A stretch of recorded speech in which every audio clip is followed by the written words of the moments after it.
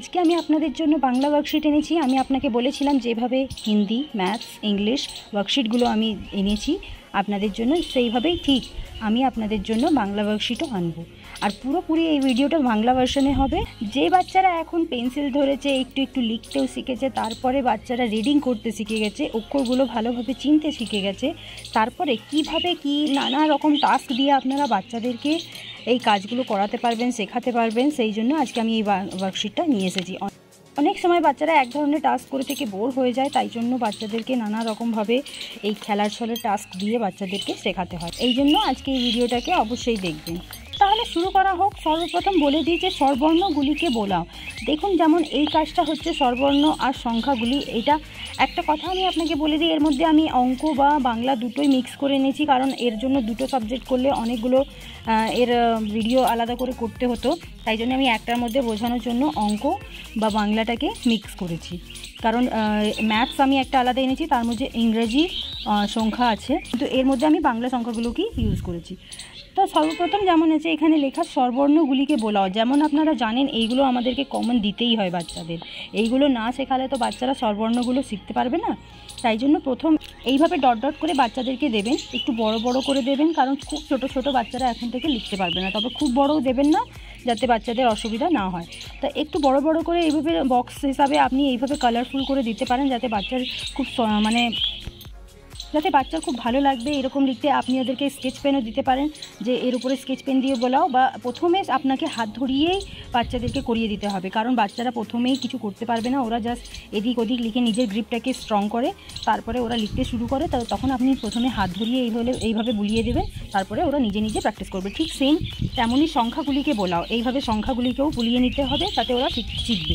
এইগুলো হচ্ছে আমাদের কমন বাংলার মধ্যে, যেগুলো আমাদেরকে করাতেই হবে। এর মাঝে আপনাকে খেলার ছলে কীভাবে ছবি দিয়ে বাচ্চাদেরকে শেখাতে হবে সেটা আমি বলে দিচ্ছি।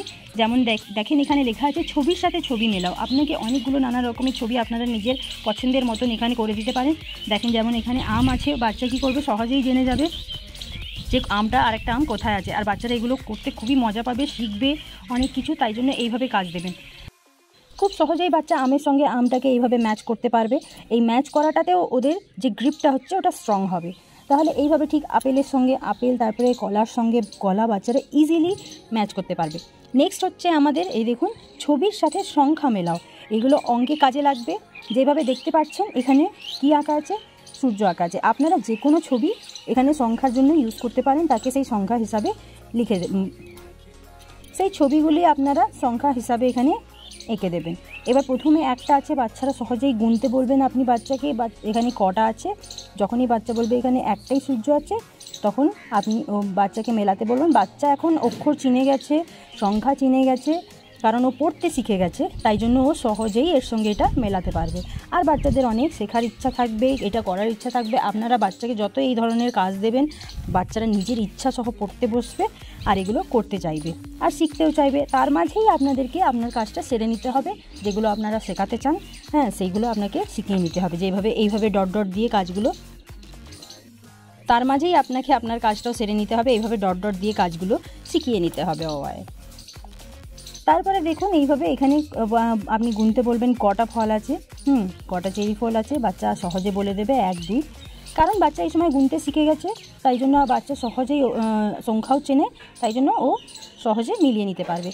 ঠিক এইভাবে আপনারা ছবির ছলে বাচ্চাকে কাজটা শিখিয়ে নিতে পারবেন, আর বাচ্চা করেও নেবে। এরপরে আছে বর্ণের সাথে বর্ণ মেলাও। বাচ্চাদের প্রথমেই সহজ সহজ কাজগুলোই দেবেন, খুব টাফ কাজ দিতে যাবেন না, তাহলে ওদের ইন্টারেস্ট আসবে না। কারণ আমরাও আমাদের লেভেলের উপরের কাজটা পেলে খুব একটা খুশি হব কি, খুশি হবে না। তাছাড়া আমাদের শিখতেও একটু অসুবিধা হবে, একটু রুচিবোধ হবে না। তাই জন্য বাচ্চাকে যেটা ওরা পারবে সেই রকম ধরনের স্টার্টিং করবেন। আমি এরপরে আরও এমন সিরিজ আনতে পারি যেটা এর পরপর বাচ্চাকে আপনাদের শেখাতে সুবিধা হবে। যদি এমন সিরিজ আপনাদের লাগে আমাকে অবশ্যই কমেন্ট করবেন। এরপরে দেখুন বর্ণের সাথে বর্ণ মেলাও। বাচ্চা সহজেই এটা কি আছে, অ আছে, আপনি জিজ্ঞেস করবেন বাচ্চাকে, তাহলে আপনি বুঝে যাবেন বাচ্চা বর্ণগুলোকে কতটা চিনতে পেরেছে।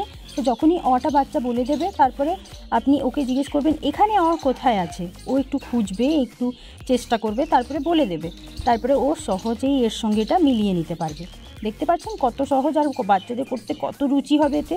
তারপরে এখানে দেখুন যেভাবে আবার আ আছে, ঠিক তেমনই আবার বাচ্চা খুঁজে নেবে আ কোথায় আছে। এইভাবে বাচ্চা খুব ভালো লাগবে করতে এটা, আর বাচ্চা শিখেও যাবে।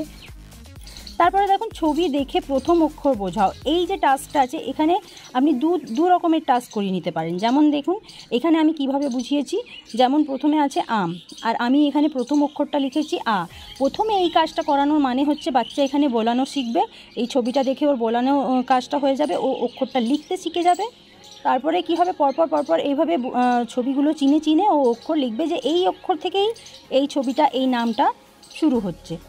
কারণ বাচ্চা এইভাবে পড়তে জানে যে আ থেকে আম হয়, আ থেকে আপেল হয়, কিন্তু এই আ থেকেই যে আপেল, এই আ থেকেই যে আম, এইভাবে বাচ্চা এখনও জানে না। তা সেইভাবে যখন বাচ্চা এইভাবে দেখবে ও শিখেও যাবে। আর এটা বোলাতে যেমন বোলাতে হবে, বাচ্চাদেরকে আপনারা বোলাতে বলবেন, ও সহজে আস্তে আস্তে বোলানোটাও শিখবে।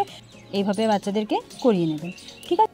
যদি না এইভাবে লিখতে জানে আপনি হাত ধরে প্রথমে বুলিয়ে নিতে পারেন, আর না হলে আপনি বাচ্চারা যদি শিখে থাকে তাহলে বাচ্চাদেরকে কোনো কালার পেন বা কিছু দিয়ে দেবেন, বাচ্চারা নিজে বোলাবে। তারপরে এইটা থেকে আরেকটা টাস্ক আপনারা কি করতে পারেন, ঠিক যেইভাবে এইটা বোলানোর কাজটা বাচ্চা শিখে নিয়েছে, তারপরে আপনারা কি করতে পারেন, এইভাবে ছবি দিতে পারেন, তার প্রথম অক্ষরগুলোকে এখানে উল্টো পাল্টা করে দিয়ে দেবেন। তা বাচ্চা কি করবে, তার সঙ্গে সেটা ম্যাচ করতে পারবে, যে আ আছে, আটাকে আপনি এখানে দিয়ে দিলেন, সেইভাবে বাচ্চা ম্যাচিং করে করতে পারবে। এই ধরনের টাস্কটা আপনি এর থেকেই তৈরি করে নিতে পারেন। আমি আলাদা করে এই জন্য এর কোনো টাস্ক আলাদা তৈরি করিনি, আপনারা এইভাবে আরেকটা করে নিতে পারেন। তারপরে চলে আসবো আমাদের নেক্সট কোশ্চেনে। দেখুন একই স্বরবর্ণগুলি মেলাও। এইভাবে এবার স্বরবর্ণগুলি, যখনই বাচ্চা এই ধরনের কিছু কাজ দেখবে ওর এক্সাইটমেন্ট আরও বেশি বেড়ে যাবে, ও করতে ইচ্ছুক হবে। আপনি ওকে শুধু বলে দেবেন একবার যে একই ধরনের স্বরবর্ণগুলি কী করতে হবে, তোমাকে মেলাতে হবে।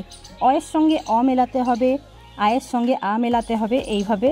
এবার তারপরে একটা একটা করে ঠিক এইভাবে যখনই আপনারা বলে দেবেন, ওরা পরপর মিলিয়ে যাবে।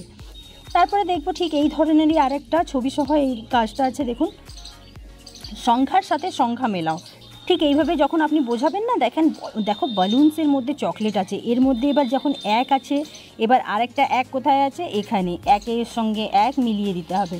এবার দুই এখানে আছে, আরেকটা দুই কোথায় আছে, যখনই আপনি এটা বলবেন দুই, বাচ্চারা খুঁজবে দুই, আর খুঁজার পর এইভাবে করে বাচ্চা মিলিয়ে নিতে পারবে।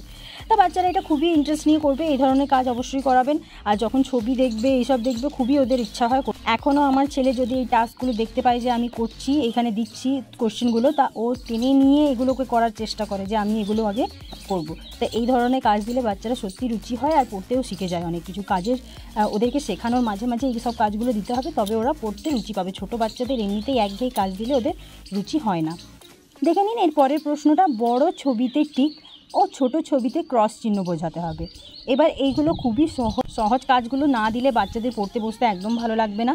আমরা বলবো যে বাচ্চাদেরকে যে বড়টাতে কি করতে হবে, আমাদেরকে টিক করতে হবে, যে যেটা বড় ছবি তাকে টিক করতে হবে, আর যেটা ছোট ছবি তাকে ক্রস করতে হবে। তা বাচ্চা সহজেই জানতে পারবে কোনটা বড় আর কোনটা ছোট।